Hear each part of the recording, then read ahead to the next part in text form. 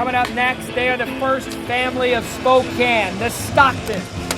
A sit down with John and David Stockton coming up at Sports Center.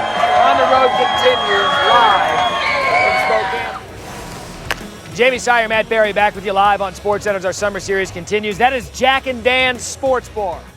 It has been voted one of the best sports bars in the country. It is owned by the Stocktons, Jack Stockton, one of the greatest places I've been told to get chicken wings here in the area. Now, every city has a first family. Here in Spokane, it's the Stocktons. It started with Houston back in the 1920s.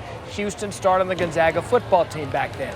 Houston's son, Jack, worked for the local newspaper, and as you saw there, owned Jack and Dan's. Now, Jack's son, John, oh, by the way, started here for Gonzaga basketball, played 19 seasons in the NBA with the Utah Jazz. He's a Hall of Famer. He leads the NBA in assists. And one of John's sons, David, also played basketball here at Gonzaga. He now plays for the Sacramento Kings. Spokane is a place that John's wife, Nada, told me it's their oasis. It's their escape.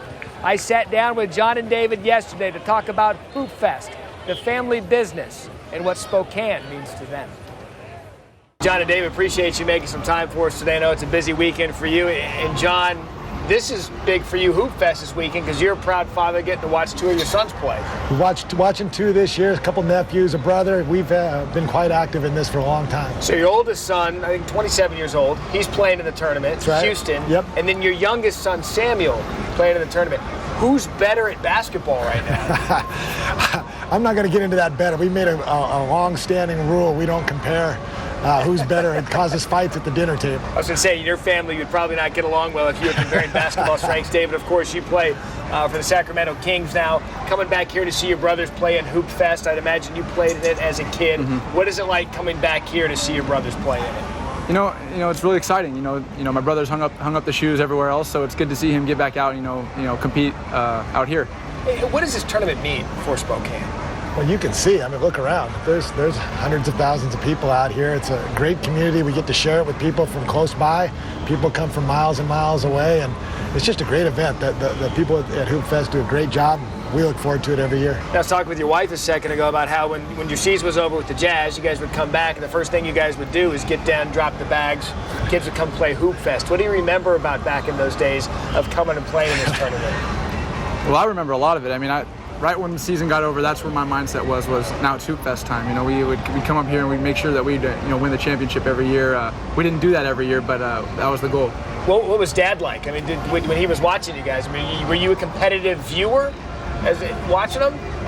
Probably. I mean, you can't hide your nature a little bit, but I think mostly I tried to use it as a time to coach a little bit. I was playing all season long, and to get a chance to say, hey, you got to jump to the ball and play some defense here, that was probably my chance then. So I was a little more vocal, but not a screaming maniac. David, give me a good story. There's got to be a good story about when he was watching you back at HoopFest. There's one.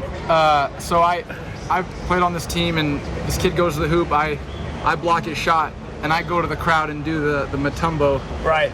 Not okay. So my mom actually was pumping me up, condoning it, I think. But my dad said, grabs me and yanks me out and says, "What are you doing? You can't do that. You're making us all look bad."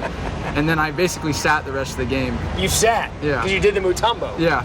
He was just showing his emotion. What was wrong with that? You can show your emotions other ways, and I think we got the message across. You talk about the Stockton family and the Stockton name here in Spokane. You've got Jack and Dan's, the famous sports bar. What has Spokane meant to you and your family throughout the years? Well, it's home, and that has a lot of connotations to it. It's home where a large portion of our family lives all year round, and to be able to come back home and be a part of this type of event again when I went away for so long, this has been special for me, the whole deal. And you always made it home. After the season, you would come back here. Why? Back to the home thing.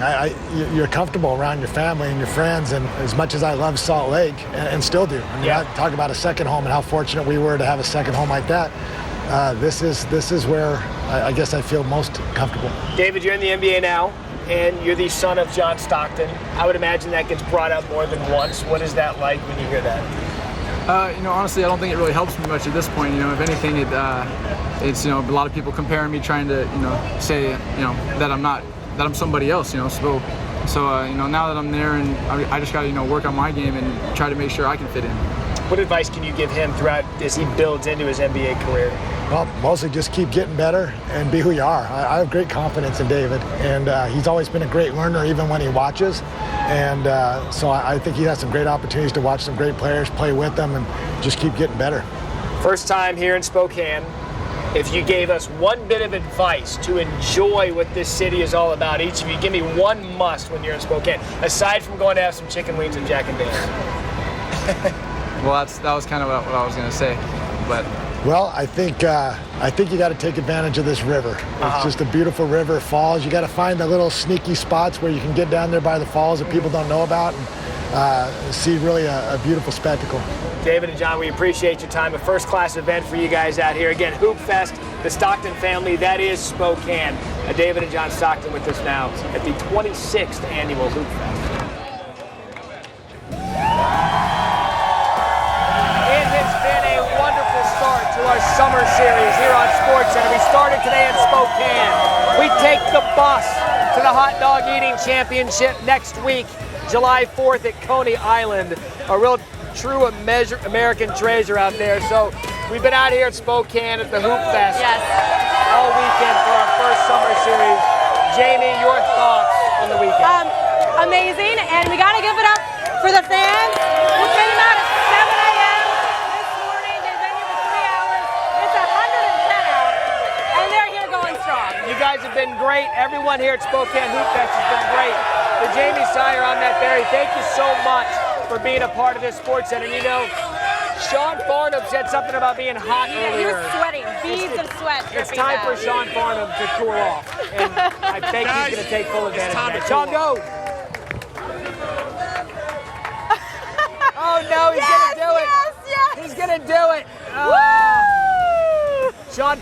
Sean Farnham's never been one for the dramatic. Spokane, we love you. Thank you for everything.